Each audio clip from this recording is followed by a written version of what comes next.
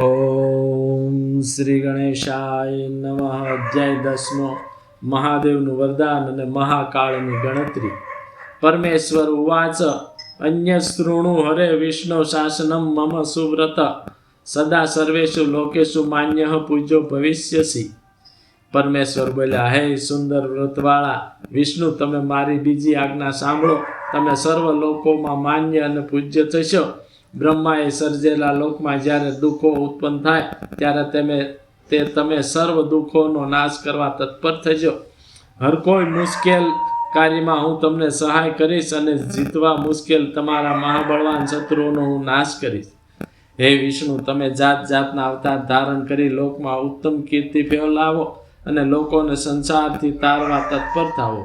હું ગુણ સ્વરૂપ રુદ્ર થઈને તમારાથી નહીં બની શકે એવા લોકોના કાર્ય આ શરીરે કરીશ, એમાં સંશય નથી. તમારે રુદ્રનું ધ્યાન ધરવું ને રુદ્ર તમારું ધ્યાન ધરશે. તમારા અને રુદ્રમાં બંનેમાં કોઈ જાતનું અંતર નથી. હે મહાવિષ્ણુ, તમે બંને વરદાન આપવામાં અને લીલાઓ કરવામાં ખરી રીતે સમાન જ છો. એ ખરેખર સત્ય છે, એમાં સંશય નથી. જે મનુષ્ય રુદ્રનો ભક્ત હોય તમારી નિંદા કરશે તેના બધા પુણ્ય તરત જ બળીને ભસ્મ થશે. જે પુરુષોત્તમ વિષ્ણુ તમારો દ્વેષ કરવાથી તેનું મારી આજ્ઞાને લીધે અવશ્ય નરકમાં જવું પડશે એ ખરું છે, એમાં સંશય નથી. તમે આ લોકમાં મનુષ્યોને ભોગ આપનાર અને મુક્તિ આપનાર થઈ ભક્તોને અવશ્ય ધ્યાન કરવા યોગ્ય તથા પૂજવા લાયક થશો. માટે તમે અભક્તોને શિક્ષા તથા ભક્તો પર કૃપા કરો. તમે ભક્તોનો નિગ્રહ અને અનુગ્રહ કરો. એમ મને બ્રહ્માને તથા વિષ્ણુને કહી મહાદેવ પોતે વિષ્ણુનો હાથ પકડી જણાવ્યું કે તમે સર્વના દુઃખોનો નિરંતર સહાય થજો. તેમજ ભોગ અને મોક્ષ આપનાર તમે સર્વના અધ્યક્ષ અને શ્રેષ્ઠ બની સર્વના કાર્યોને સિદ્ધ કરનાર થજો. હે વિષ્ણુ, મારી આજ્ઞાથી તમે બધાના પ્રાણ સ્વરૂપ થાવો છો અને જ્યારે તમને સંકટ આવે ત્યારે મારા સ્વરૂપ રુદ્રનું તમે ભજન કરજો. જેણે તમારો આશ્રય કર્યો છે તેણે ખરેખર મારો જ આશ્રય કર્યો છે. જે કોઈ તમારામાં ને મારામાં અંતર જાણે છે તે અવશ્ય નરકમાં પડે છે. બ્રહ્મા, વિષ્ણુ તથા મહાદેવ રૂપ ત્રણેય દેવોના આયુષ્યનું બળ હવે તમે ખાસ કરી સાંભળો. એમાં સંશય ન કરજો.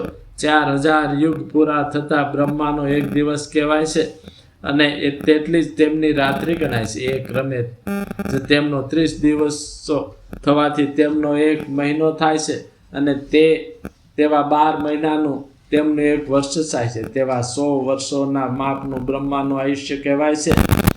બ્રહ્માનું એક વર્ષ પૂરું થતાં વિષ્ણુનો એક દિવસ કહેવાય છે અને તે વિષ્ણુ પણ તેવા પોતાના વર્ષોના માપ પ્રમાણે 100 વર્ષો સુધી જીવે છે. વિષ્ણુનું એક વર્ષ થતાં રુદ્રનો એક દિવસ થાય છે.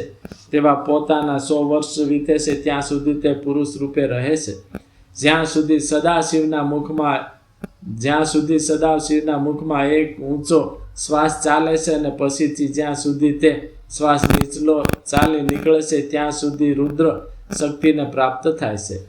હે શ્રેષ્ઠ દેવો, બ્રહ્મા, વિષ્ણુ, રુદ્ર, ગંધર્વ, સર્પ, રાક્ષસ અને બીજા સર્વ પ્રાણીઓના નીચા શ્વાસ તથા ઊંચા શ્વાસોની સંખ્યા 21,600 થાય છે. ત્યારે તે દરેકના એક રાત દિવસ થયા કહેવાય છે. 6 ઊંચા શ્વાસ અને નીચા શ્વાસ વડે એક પળ થાય છે. 60 પળની એક ઘડી કહેવાય છે અને 60 ઘડીના એક દિવસ રાત થાય છે. સદાશિવના શ્વાસોશ્વાસની ગણતરી થઈ શકતી નથી, માટે તે સદાશિવ અક્ષય ગણાય છે. હે વિષ્ણુ, તમે મારી આજ્ઞાથી આ પ્રકારે રૂપનું રક્ષણ ધ્યાન કરજો અને તેટલું સૃષ્ટિનું કાર્ય પણ વિવિધ ગુણોથી કરજો. બ્રહ્મા બોલ્યા એ પ્રમાણે શિવના વચન સાંભળી મેં અને જીતેન્દ્રી ભગવાન વિષ્ણુએ સર્વના ઈશ્વર શંકરને નમસ્કાર કરી ધીમેથી આમ કહ્યું.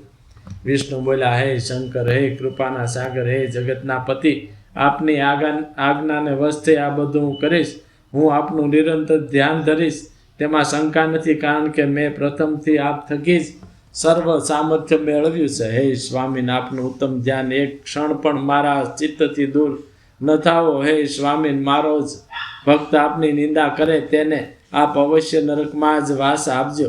હે સ્વામીન, આપનો જે ભક્ત હશે તે મને અત્યંત પ્રિય થશે અને જે આમ આપણા બંનેની એકતા જાણે છે તેને મુક્તિ દુર્લભ નથી. આપે આજે મારો મહિમા ખરેખર વધાર્યો છે, છતાં કોઈ વખતે મારો કંઈ અપરાધ થઈ જાય તો આપ ક્ષમા કરજો. બ્રહ્મા બોલ્યા. વિષ્ણુનું તે ઉત્તમ વચન સાંભળી તે વેળા મહાદેવે અત્યંત પ્રેમથી વિષ્ણુને કહ્યું કે તમારા અપરાધ હું ક્ષમા જ કરીશ. એમ વિષ્ણુને કહી કૃપાના ભંડાર તે મહાદેવે કૃપાથી બંને હાથ વડે અમારા બંનેના બધા અંગોનો સ્પર્શ કર્યો અને સર્વના દુઃખો હરનાર તે શંકરે અમને અનેક પ્રકારના ધર્મોનો ઉપદેશ કરી અમારું બંનેનું હિત કરવાની ઈચ્છાથી અનેક વરદાનો આપ્યા. પછી કૃપાને લીધે ભક્તો પર પ્રેમ રાખનાર ભગવાન તે શંભુ અમારા બંનેના દેખતા ત્યાં જ અદૃશ્ય થઈ ગયા. ત્યારથી માંડી આ લોકમાં લિંગની પૂજાનો વિધિ શરૂ થયો છે અને ભોગ તથા મોક્ષ આપનાર મહાદેવ લિંગમાં પ્રતિષ્ઠા કરાય છે. લિંગની જે વેદી છે તે મહાદેવી પાર્વતી છે અને લિંગ સાક્ષાત મહેશ્વર છે. સમસ્ત જગતનો તે લિંગમાં જ લઈ સમાવેશ થઈ જતો હોવાથી તે લિંગ એમ કહ્યું છે. જે માણસ લિંગની પાસે લિંગની કથાનો નિત્ય પાઠ કરે છે તે 6 માસમાં શિવ સ્વરૂપ થાય છે. એમાં વિચાર કરવા જેવું નથી. હે મહામુનિ, જે માણસ લિંગની સમક્ષ જે કંઈ પુણ્ય કાર્ય કરે છે તેના પુણ્યનું ફળ હું કહી શકું તેમ નથી. યસ્તુ લિંગ સમીપે તું કાર્ય કિંચિત કરોતી ચ તસ્ય પુણ્ય ફલમ વક્તુમ ન શક્નોમિ મહામુને. ઇતિ શ્રી શિવ મહાપુરાણમાં બીજી રુદ્ર સંહિતામાં પ્રથમ ખંડમાં સૃષ્ટિના ઉપાખ્યાનમાં પરમ શિવના તત્વનું વર્ણન નામનો 10મો અધ્યાય સમાપ્ત. બોલ મહાદેવની જય.